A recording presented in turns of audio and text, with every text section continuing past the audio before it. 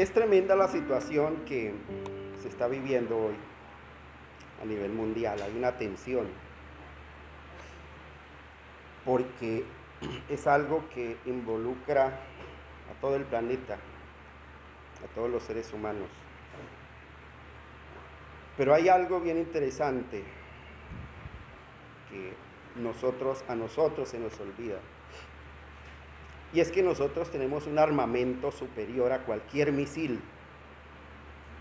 Un armamento que ha sido dotado por nuestro Dios, por ese Dios grande y poderoso que creó este cielo y esta tierra. Y todo lo que vemos, Él lo creó. Y Él nos dio ese armamento tan eficaz, tan poderoso. Y dice la Escritura, por allá en 2 Corintios 10:4, dice que las armas de nuestra milicia no son carnales. No es un misil que enviemos para destruir una nación. Es más poderoso que ese misil. Porque dice que esas armas que Dios nos ha dado son poderosas no en el hombre, no en la sabiduría del hombre, sino que son poderosas en Dios. ¿Para qué? Para derribar todo argumento, para destruir fortalezas, para derribar todo aquello que se levante en contra del conocimiento de Dios. Pero nosotros, a quienes nos ha sido dadas esas armas, las despreciamos, vivimos con temor, vivimos atemorizados, menospreciando el alcance del poder soberano de ese Dios majestuoso que nos ha creado. Y vivimos tan despreocupados que vivimos alejados de Dios, aunque nos llamemos cristianos, aunque nos llamemos hijos de Dios. ¿Por qué? Porque vivimos una vida tan diferente a lo que decimos profesar. Y entonces esas armas en las manos de alguien inexperto sirven de algo. Es como yo entregarle un arma a alguien, o alguien que me entregue un arma a mí, que yo no pagué servicio militar. Yo no sé manejar un arma. Me la entregan con seguro, yo no sé ni cuál es el seguro. Me entregan una granada, yo mismo me hago daño y le hago daño a otros. Pero Dios nos prepara a nosotros porque nos ha dejado una escritura y nos ha pedido una sujeción y una obediencia a su palabra. Y esa evidencia que Él demanda de nosotros, ¿cuál es? Los hechos que nosotros hacemos a diario, nuestro diario vivir. Ya estudiamos la carta de Tito, hubo un buen expositor, pero yo quiero que vayamos a Tito, al libro de Tito. Y vamos a quedarnos ahí, en esta noche.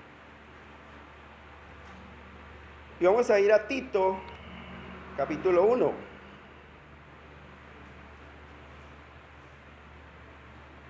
Tito, capítulo 1. ¿Ya estamos todos ahí? Dice la bendita palabra de Dios en el verso 16.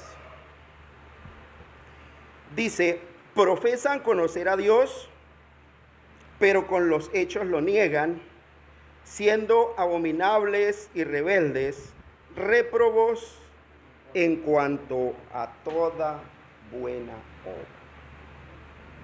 Mire lo interesante.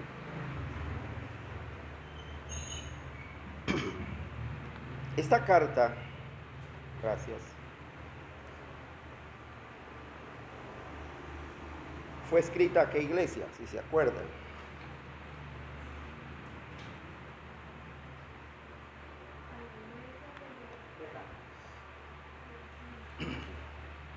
bien.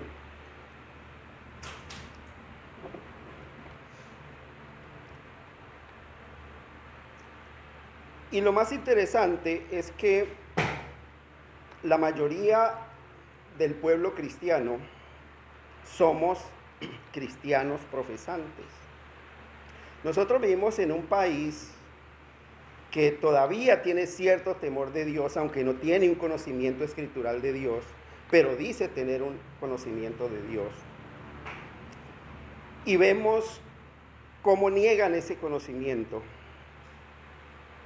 porque su mente está enfocada en un humanismo tan enfermo que con sus hechos niegan la soberanía de Dios sobre este territorio.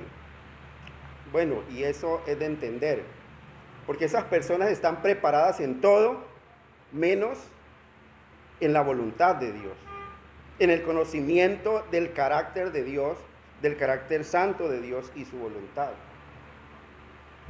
Podemos decir que, bueno, es como pasable que esas personas obren de esa manera, ¿cierto?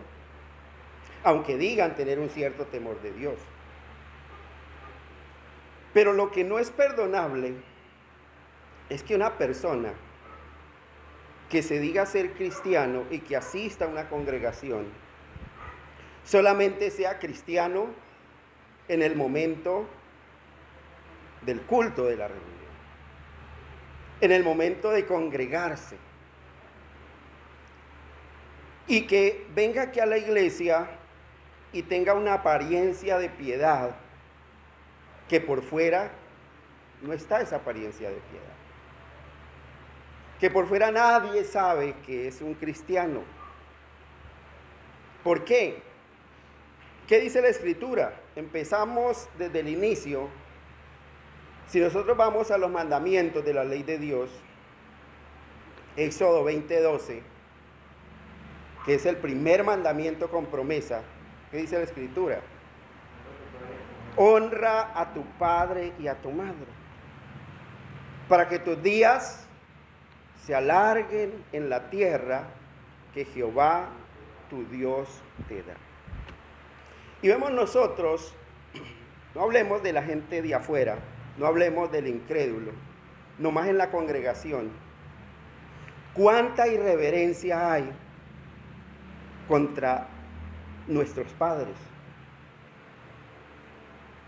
Y el ser humano, y aún el hijo, puede tener la excusa o puede excusarse y puede sacar miles de excusas, pero es que yo no honro a mi papá porque es que mi papá es esto, mi papá es aquello, yo no honro a mi mamá porque mi mamá es esto, mi mamá es aquello, yo no veo un ejemplo en mi mamá, o yo no veo un ejemplo en mi papá a seguir. Pero es que la Escritura no pone ninguna condición, simplemente hay un mandato, simplemente hay una orden: honra a tu padre y a tu madre,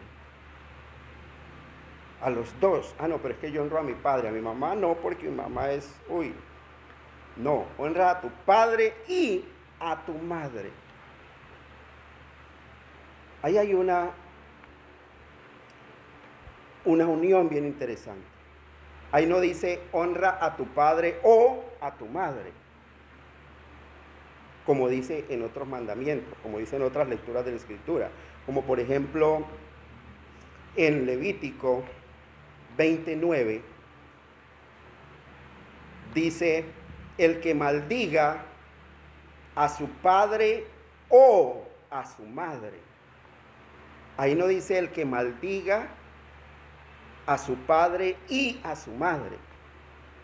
Ahí dice Levítico 29, dice: todo hombre que maldiga a su padre o a su madre, ciertamente morirá.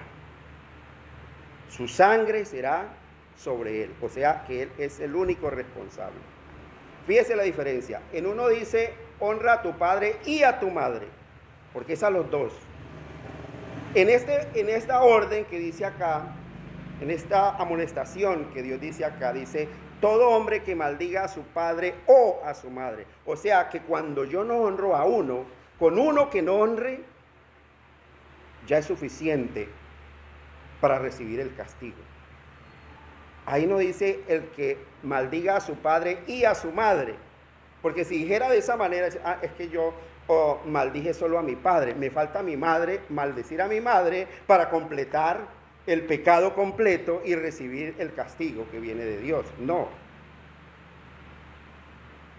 Miren lo interesante.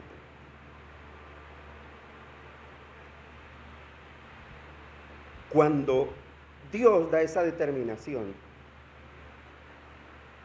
lo dice con el propósito de que el ser humano aprenda a tener una sujeción a una autoridad terrenal,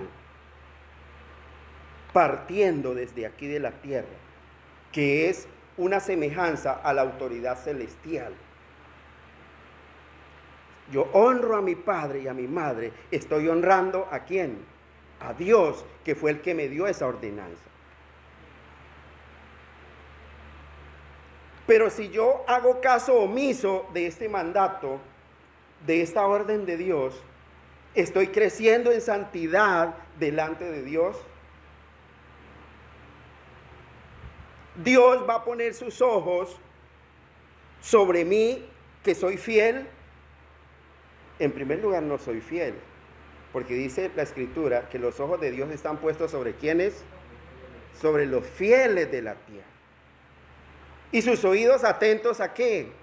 Al clamor de ellos. Entonces, así yo haga una oración elocuente, o me humille bajo la poderosa mano de Dios, ¿Dios va a escuchar esa oración? No lo va a hacer. Porque no hay una reverencia, en primer lugar, a esos padres que Dios me dio aquí en la tierra. Que mi padre es un borrachoso, que mi madre es una prostituta, no tiene nada que ver. Que si yo tengo conocimiento de Dios, debo con toda paciencia y doctrina, con toda mansedumbre, corregir, instruir, enseñar. Porque el siervo de Dios, dice la Escritura por allá en 2 de Timoteo 2:24 al 26, porque el siervo de Dios no debe ser contencioso. O sea, no debe hablar peleando. Pero es que usted es esto, usted es aquello, y mire, la Biblia dice esto o aquello. No debe ser contencioso. Sino, ¿cómo dice la Escritura? Amable para con todos. Amable para con todos. Sufrido.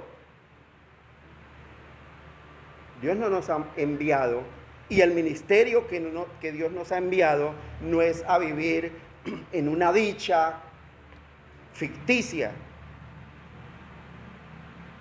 es a servirle en el sufrimiento también. Y dice que con mansedumbre, y más cuando se trata de yo instruir a mis padres, con mansedumbre. Mire mamá, mire papá, lo que está escrito en las Sagradas Escrituras. Mire, la Escritura dice que todo aquel que cree no es condenado. Eso no me lo estoy inventando yo. Papá, mamá, es lo que Dios dice. Y mi anhelo, como el de Dios, es que ninguno perezca. Y la voluntad de Dios, como la mía, es vuestra santificación. Que muchas veces se van a enojar. Bueno, continuamos orando. Nosotros que tenemos un conocimiento de Dios, escritural de Dios. Que no se nos olvide, iglesia, que no es solo el hecho de estar aquí, de no dejar de congregarnos, que no es solo el hecho de venir a ocupar un puesto, sino el hecho de ¿qué? De con nuestros hechos afirmar lo que decimos que somos. Y primeramente, ¿en dónde? en nuestra casa, en dónde vivimos, con quiénes vivimos. Por eso dice, profesan conocer a Dios, pero con los hechos lo niegan. Es una abominación delante de Dios el no honrar a nuestros padres. Es una abominación. Dios no está de acuerdo y Dios pone varios ejemplos en la Escritura.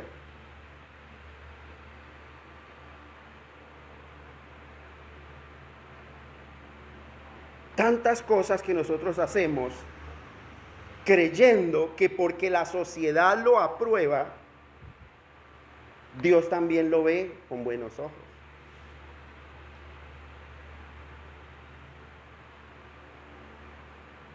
¿Qué dice la Escritura con el hombre o con la mujer que se crían en un hogar de padre y madre? Dice que deben organizarse también, si es un varón, con otra mujer, si es una mujer, con otro varón. Pero dice que deben salir ¿cómo? Cuando vayan ya a unirse en santo matrimonio.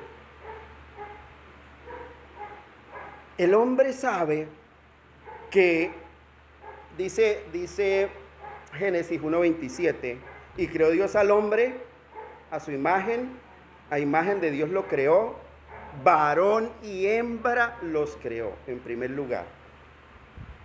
No creó otro sexo. Varón y hembra los creó. Y los creó con un propósito, para llenar la tierra y sojuzgarla.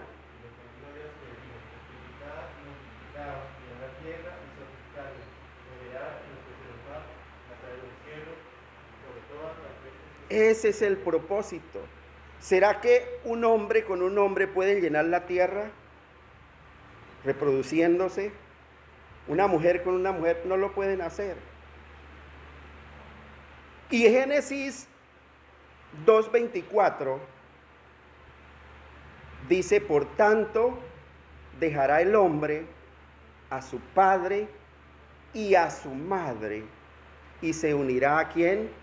A su mujer, y serán una sola carne. Cuando yo me salgo de mi casa, me salgo ya casado. Si no, estoy actuando en contra de lo que Dios ha establecido.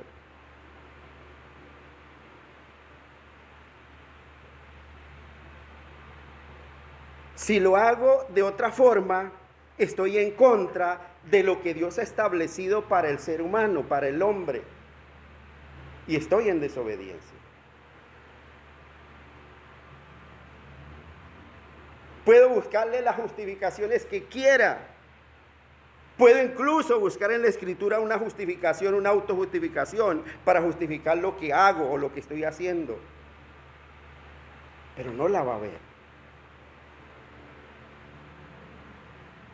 Porque la Escritura dice, por tanto, dejará el hombre a su padre y a su madre y se unirá a su mujer y serán una sola carne. Es lo que dice la Escritura.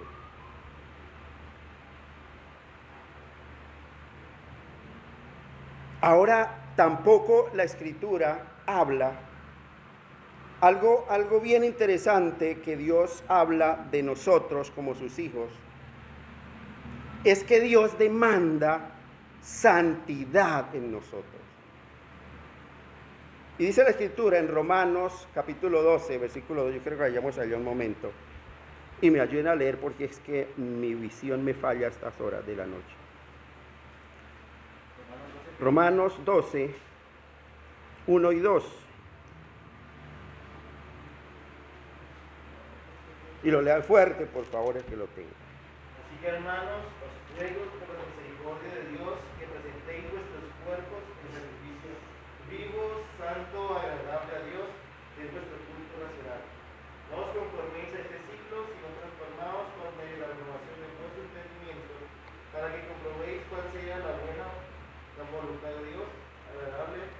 Muy bien. ¿Qué debo presentar yo delante de Dios? Mi corazón, mis manos, mis ojos. Dios demanda de mí que presente todo este cuerpo delante de Él. ¿Cómo? En sacrificio vivo. Esa es mi ofrenda a Dios.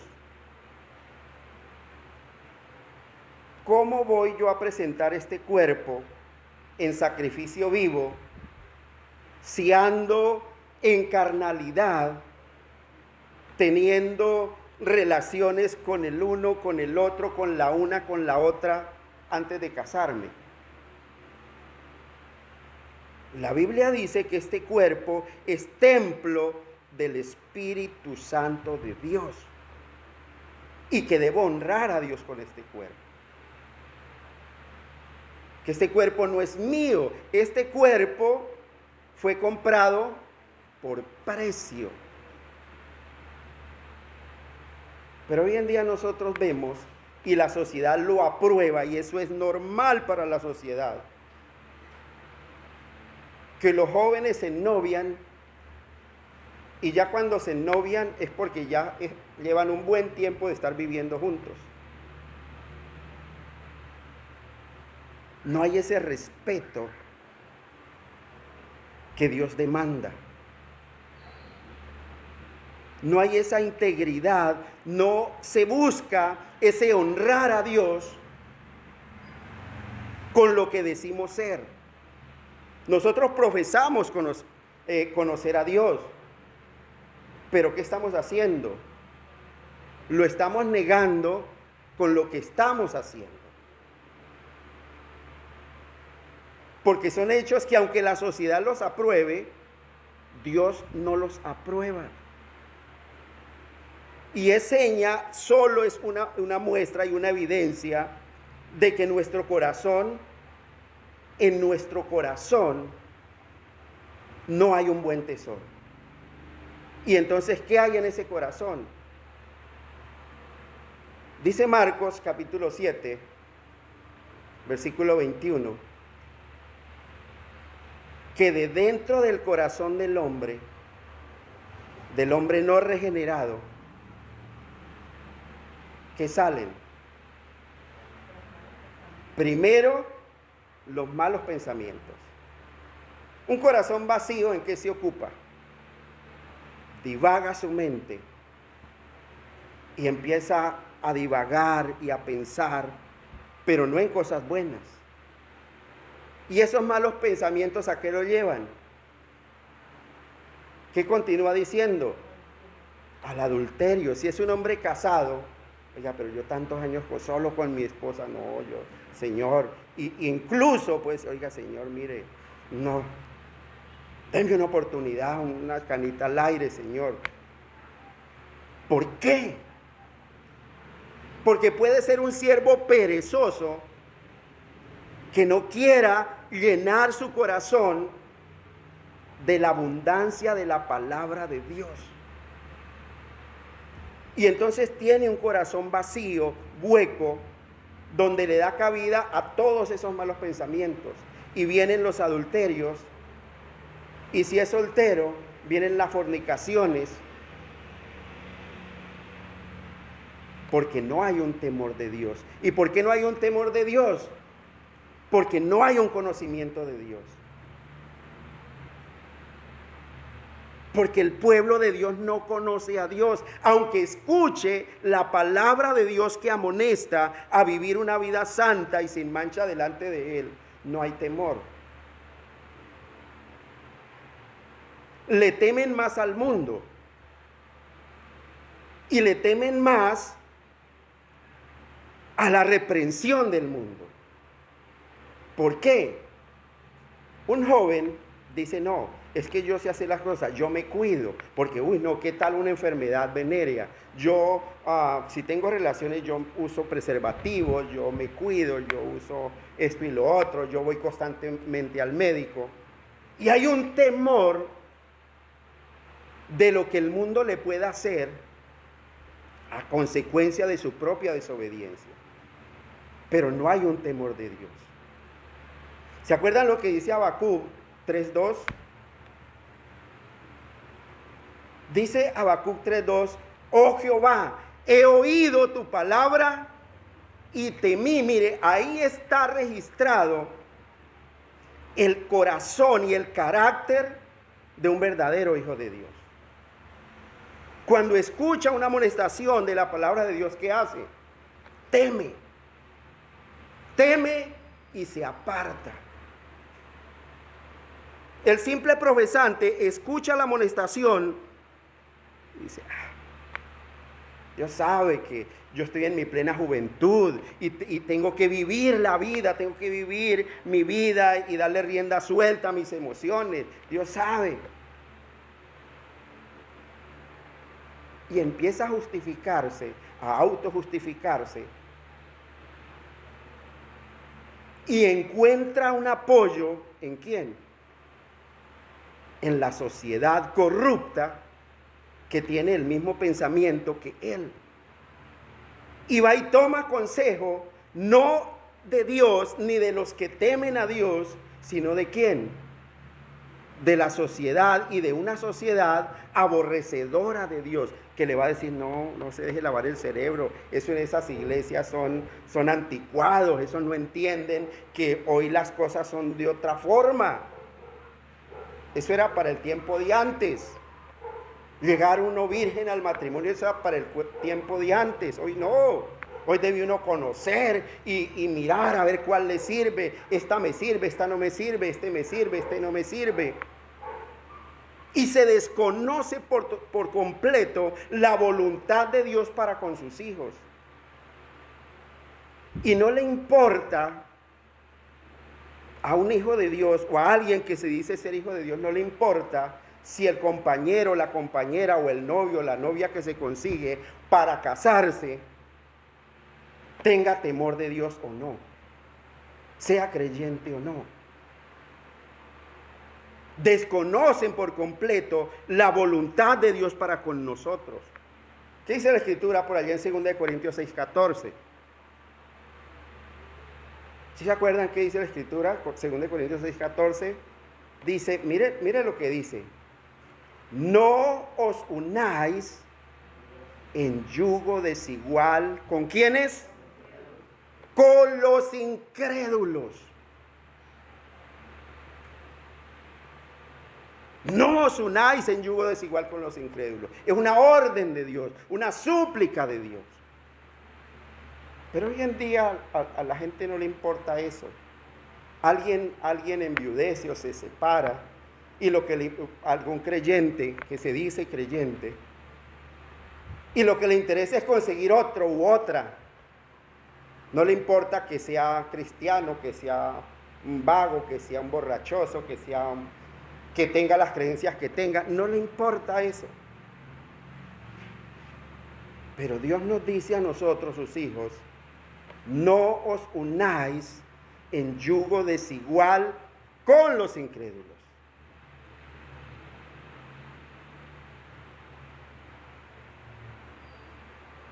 ¿Qué día le escuchaba a un pastor que decía, es que eso no tiene nada que ver con la fe? Esa parte quiere decir es que no me una en yugo desigual, significa es que yo debo buscar a alguien de mi misma clase social.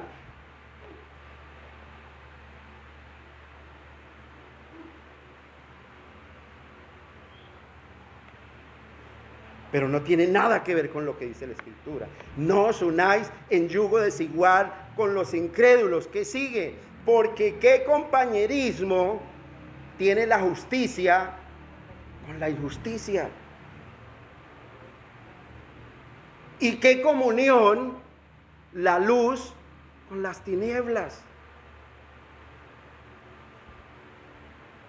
Pero no, yo soy un hijo de Dios, yo soy una hija de Dios, aunque mi novia sea una atea, o aunque mi novio sea un ateo, que no le guste nada de estas cosas, yo soy un hijo de Dios, obediente, soy un cristiano, soy una cristiana, y Dios me ama. Dios está airado todos los días contra el impío, y el impío es todo aquel que hace caso omiso de la palabra de Dios.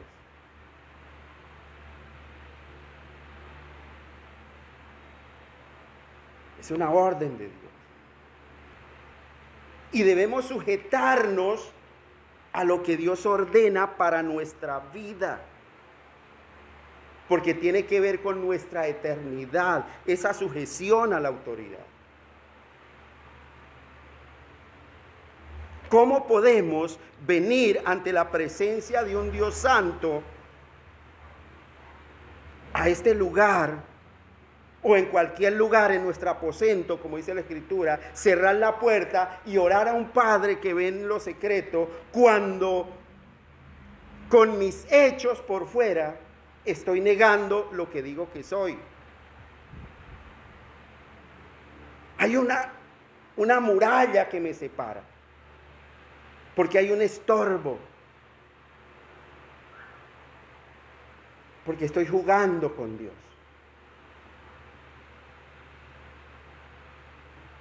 Y no puedo pretender que esa oración sea eficaz. Dice la Escritura que la oración eficaz del justo puede mucho. Y ese justo es aquel que por la gracia de Dios es obediente y sujeto a la voluntad y al carácter santo de Dios manifestado en las Escrituras. Es algo que no tiene ninguna comunión una cosa con la otra. Yo no puedo profesar ser una cosa y en mi manera de actuar o de vivir demostrar otra.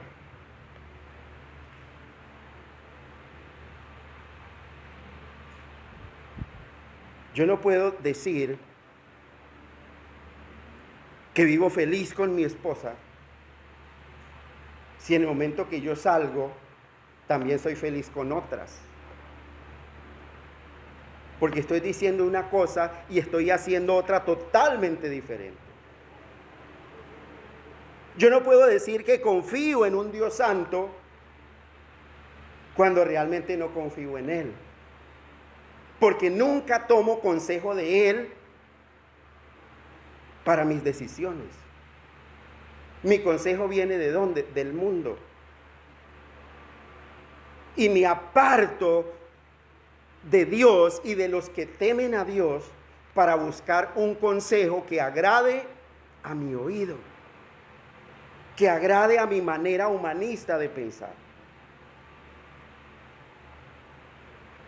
Mira, hay una escritura bien interesante, hay dos textos que me encantan muchísimo y los dos son de Isaías. Isaías capítulo 8, versículo 19 y 20. Isaías capítulo 8 es que ustedes dirán, pero ¿por qué el pastor no lee? Porque es que no veo esta letra. Por eso pido que lo lean, por favor. 19 y 20. Fuerte. Léalo. Dice la Biblia. Y si os dijere, preguntad a los encantadores y los adivinos, que se susurran hablando, responded. ¿No consultará el pueblo a su Dios?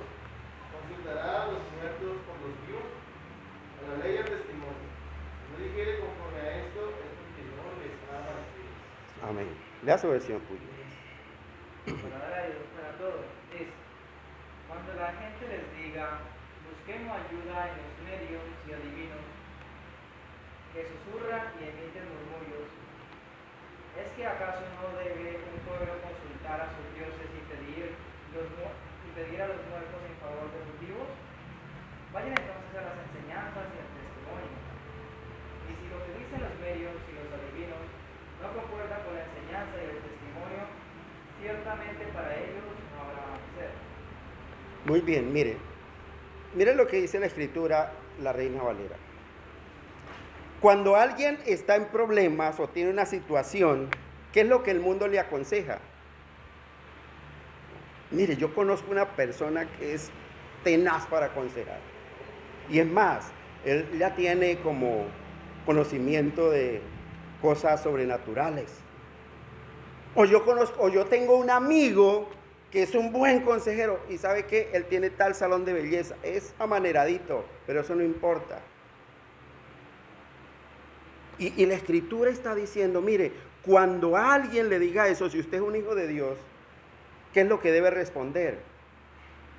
¿Acaso nosotros como hijos de Dios no debemos tomar ese el consejo de Dios? ¿Acaso debo ir a consultar a los muertos para que me dé una razón al vivo? Porque los que estamos en Cristo somos vivos. Los que están afuera, que no tienen a Cristo, según la Escritura, ¿qué son? Son muertos. Y mucho cristiano que dice tener vida, ¿a quién consulta? A los muertos. A alguien que no tiene ningún conocimiento de Dios. No consulta a los vivos. No va a los ancianos de la iglesia, no va a alguien que esté viviendo conforme a la voluntad de Dios, a un varón comprometido, a una mujer comprometida con la Escritura para tomar consejo de ella. Porque mire lo que dice el profeta Isaías. Dice a la ley y al testimonio. Si esa palabra que sale de la boca del consejero, que es lo que estamos estudiando en teología, no es palabra de Dios, esa persona todavía está en tinieblas. Es un ciego. ¿Y qué dice la Escritura? Si un ciego guía a otro ciego, ¿qué sucede? Pues ambos caen en el hoyo. No hay un futuro para ellos. El ser humano le encanta, y al cristiano le encanta tomar consejo de los muertos, de los que no tienen conocimiento. Es que esa persona tiene tanta experiencia que yo voy a ver qué consejo me da para esta situación. Hermano, ore y busque el consejo de Dios.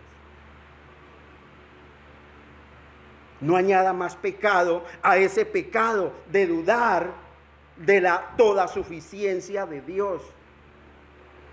Isaías capítulo 30, versículo 1 y 2. Mire lo que dice. Léanlo por favor, fuerte. Mire lo que está diciendo Dios. El Señor dice: ¿qué mal les dirá a los hijos rebeldes que llevan a cabo sus planes en contra de mis deseos y confirman alianzas con una copa de vino, no con mi espíritu? Con eso amontonan sus pecados. ¿Hay dos también? Sí, Señor. Ellos bajan a Egipto sin pedir mi consejo, a pedir protección del faraón y a cobijarse bajo la sombra de Egipto. Muy bien. Lea la Reina Valera, por favor. Hay de los hijos que se apartan, dice Jehová, para tomar consejo y no de mí, para cobijarse con cubierta y no de mi espíritu, añadiendo pecado a pecado, que se apartan para descender a Egipto y no han preguntado en mi boca, para fortalecerse con las fuerzas del faraón y poner su esperanza en la sombra de Egipto. Mire lo interesante. Ahí no está hablando del mundo. Ahí está diciendo, ay de los hijos. Está diciendo Dios. Ay de esos hijos míos que se apartan porque dicen, no, es que la Biblia no tiene respuestas, no, es que yo no quiero algo que, yo como que no quiero sujetarme a la voluntad y a ese carácter santo de Dios, no. Yo quiero que el mundo, esta sociedad moderna me aconseje. Dice, ay de esos hijos que se apartan para tomar consejo y no de mí. Ay de aquellos que se cobijan con cubierta y no de mi espíritu, que quieren buscar una protección de una sociedad corrupta en vez de buscar la protección del Altísimo. Dice, ¿saben cómo inicia el Salmo 91? El que habita al abrigo del Altísimo morará bajo la sombra del Omnipotente. Pero el cristiano, el hijo, no quiere vivir bajo esa sombra. Él quiere descender a Egipto, al mundo, a tomar consejo del mundo y a sentirse protegido por la sociedad corrupta, por una sociedad que es semejante a los pensamientos que está almacenando en su corazón. Ese corazón que describe Marcos 7:21, que dice, porque dentro del corazón del hombre salen los malos pensamientos, los adulterios, las fornicaciones, los homicidios, los hurtos, las avaricias, las maldades, el engaño, la lascivia, la envidia, las maledicencias, la soberbia, porque no quieren someterse a nada, ellos quieren tener la razón, y la insensatez. La insensatez. Todas esas maldades, dice la Escritura, de dentro del corazón salen. Esas maldades no las ha aprendido de afuera. Es porque todavía tiene un corazón adámico. Es porque todavía tiene un corazón no regenerado. Es porque todavía no ha preparado su corazón para inquirir en la ley de Dios, en la ley de ese Dios que dice creer. Es porque todavía no ama a ese Dios que lo puede salvar, que puede cambiar su eternidad, que lo puede sacar de muerte a vida, que aun estando muerto en sus pecados, en sus delitos, le puede dar vida juntamente con Cristo.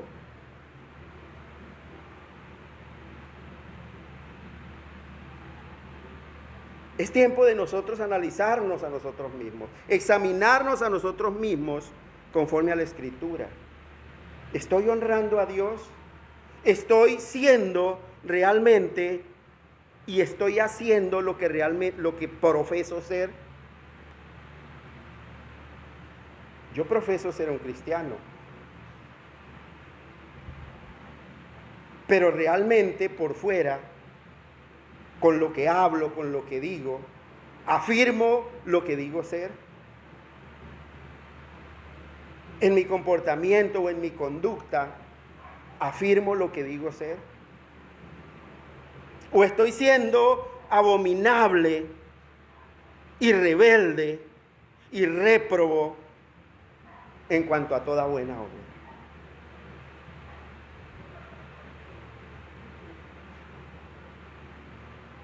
El juicio está en camino. Y es necesario que el juicio, dice la Escritura, empiece por la casa de Dios, por nosotros. Es necesario que el juicio empiece por nosotros. Porque a nosotros se nos ha sido dada esta palabra. Esta palabra, esta Escritura, que dice 2 de Timoteo 3:15, que nos puede hacer sabios para la salvación por la fe, que es en Cristo Jesús. Esa Escritura que la mayoría de nosotros, ni siquiera cuando venimos a la congregación, estamos pendientes de la Escritura. Ni siquiera la traemos a la congregación. Ahora mucho menos tenemos tiempo en la casa por las muchas ocupaciones de apartar un tiempo para instruirme en ese conocimiento de Dios. Quiero solamente yo hablarle a Dios, pero que Él no me hable a mí. Quiero solamente yo tener 5 minutos de un monólogo con Dios, pero no quiero escuchar su voz, porque no tengo tiempo. Pero digo, yo amo a Dios. Pero digo yo, Dios es lo máximo para mí. Pero se nos olvida algo. Y una razón escritural. Gálatas 6:7 dice, no os engañéis. Dios no puede ser burlado. Yo no puedo burlarme de Dios. Dios está arriba en el cielo, mirando a los habitantes de la tierra, para ver si hay algún sabio y entendido que esté buscando su palabra. Y Él mira y pasa revista. Y cuando ve un sabio y entendido, ¿qué dice? Ese me ama. Mire, ese me ama. Porque ese tiene temor de mí. Porque ese quiere guardar su palabra. Quiere guardar mi palabra en su corazón. Ese realmente me ama. Es lo que dijo Cristo, San Juan 14:21. El que tiene mis mandamientos y los guarda, ese es el que me ama. Los otros, ¿cuáles son? Los que describe Isaías también, cuando Dios le da la queja a Isaías, capítulo 29, versículo 13. Mira, Isaías, este pueblo se acerca a mí con su boca y con sus labios me honra,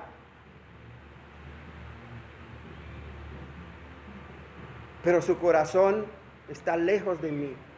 Y su temor de mí no es más que un mandamiento de hombres que les ha sido enseñado.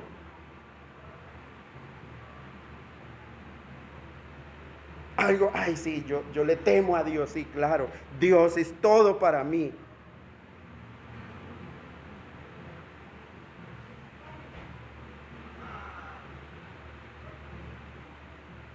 Pero no hay un conocimiento de Dios. Está sucediendo en la mayoría de los casos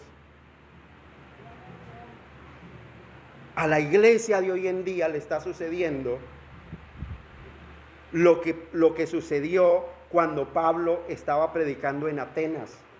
Le estaba diciendo, mire, ustedes le tienen un altar a un Dios desconocido y adoran a un Dios sin conocerle. Y de ese es que yo le estoy hablando. Hoy en día en la iglesia adoran a un Dios sin conocerlo. Y cada uno se hace una imagen del Dios. Y lo más peligroso es que cuando el ser humano no tiene una imagen de Dios, una imagen escritural de Dios, se forma una imagen es conforme a su propio corazón pecaminoso. Lo amolda a él mismo. Porque piensa que Dios es como él. Y tiene una imagen muy humana de Dios.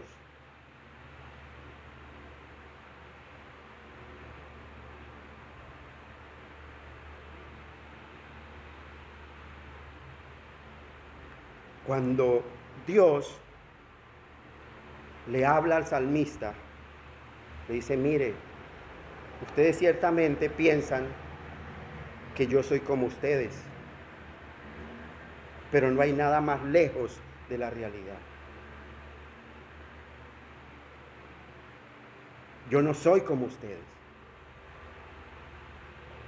Cuando alguien me pregunta a mí, ¿quién es Dios?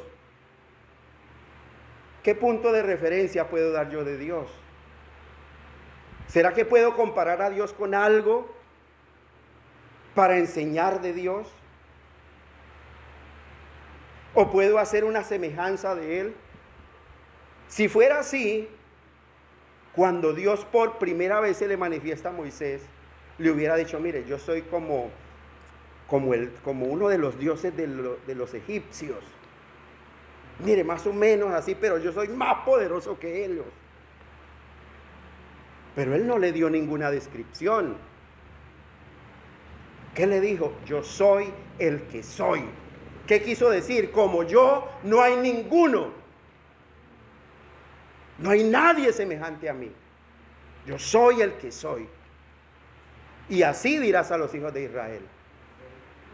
Yo soy, me envío a vosotros. Yo no puedo, por pretexto de enseñar de Dios, poner una comparación de quién es Dios.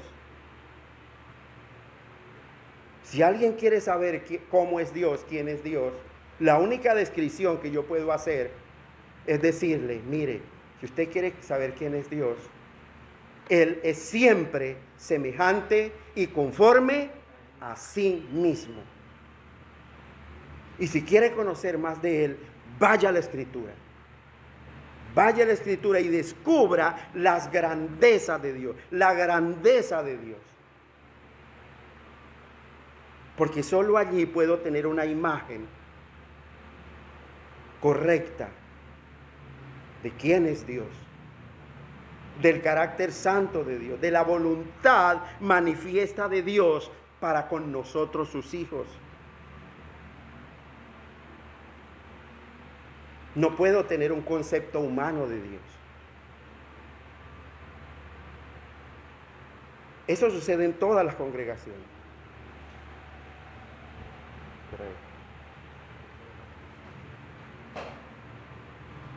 El apóstol Pablo, cuando predicaba en la iglesia de Corinto, decía, mire, es que ustedes no tienen conocimiento de Dios, ustedes no saben quién es Dios, no conocen a Dios, y se los digo para que se avergüencen, porque cada uno creía que Dios era conforme a Él. Y cada uno tiene una imagen propia de Dios.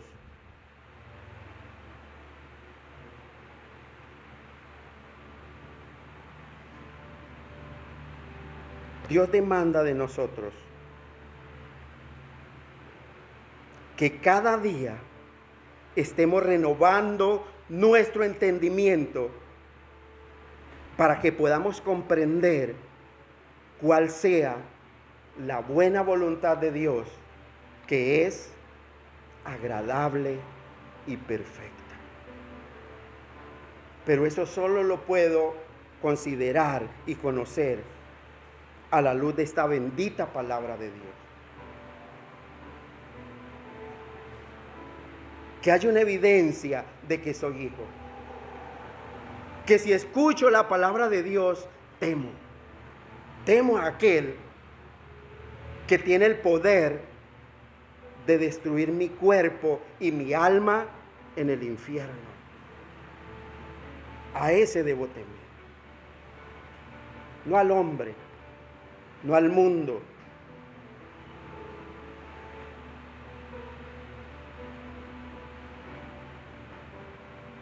Que pueda yo decir, oh Jehová, he oído tu palabra y temí. Oh Jehová, yo he sido un hijo rebelde y he oído tu palabra y temí. Que pueda decir, Señor, tu palabra me dice que te honre con mi cuerpo y no lo estoy haciendo. Señor, he oído tu palabra y temí. Y va a haber un cambio en mi vida para honrarte a ti, Señor. Para honrarte no solamente con lo que digo ser, sino con lo que hago.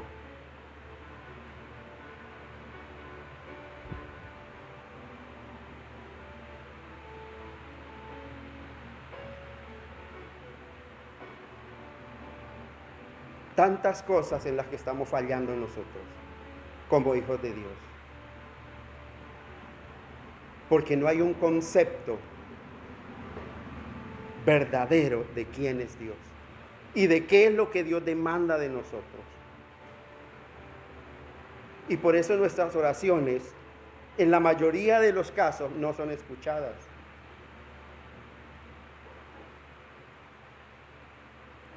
Porque hay una barrera tan grande que si no hay un arrepentimiento real,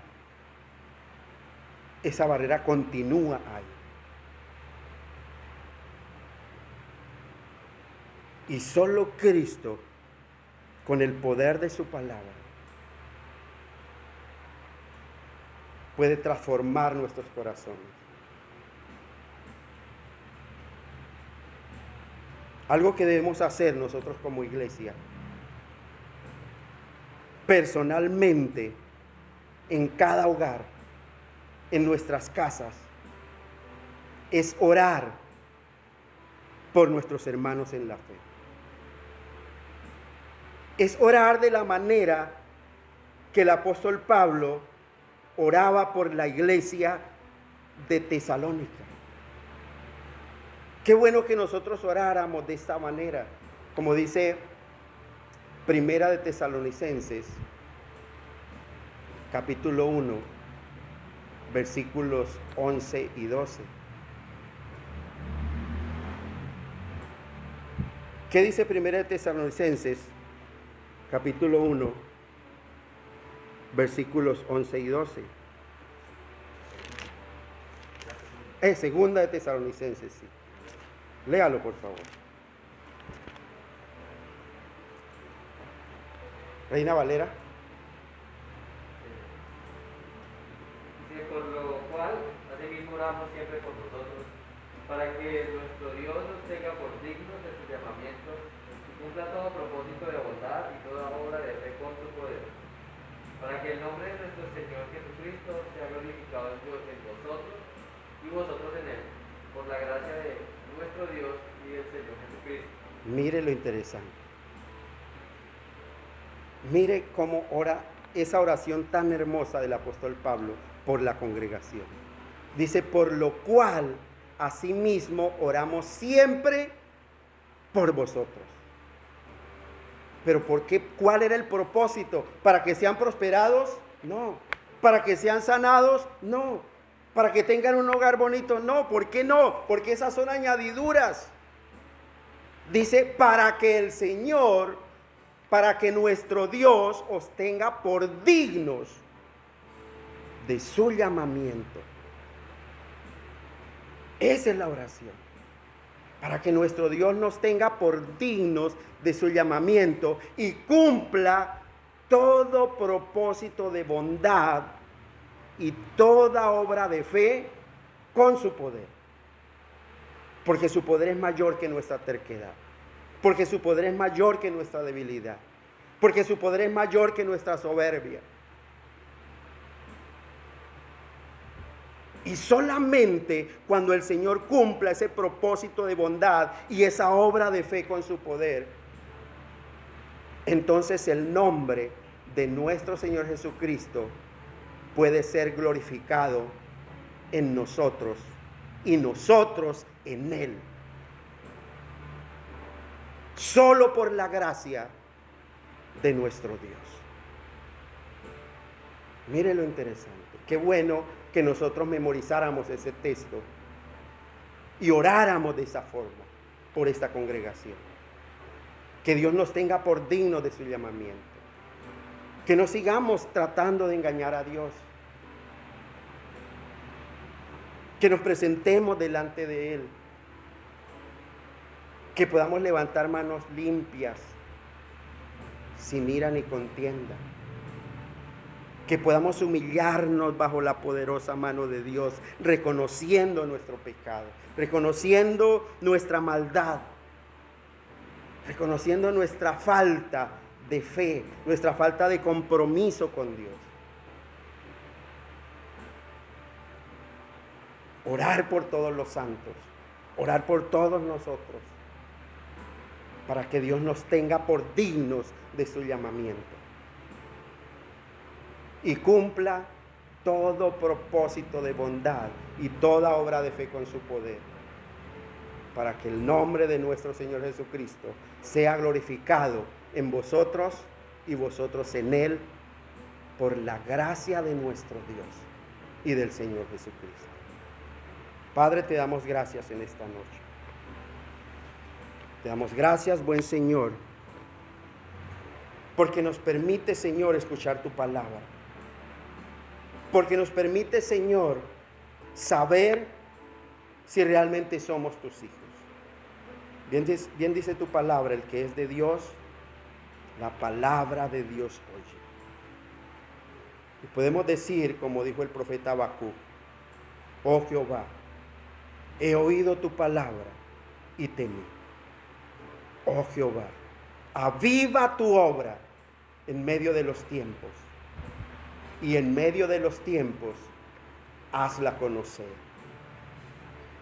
Y en la ira, Señor, en ese día de la ira, Padre, acuérdate de tu misericordia. Bendito Señor. En Cristo Jesús. Amén. Iglesia, que sea Dios realmente teniéndonos por dignos de su llamamiento. Nos vemos el próximo domingo para continuar con el estudio de los Salmos.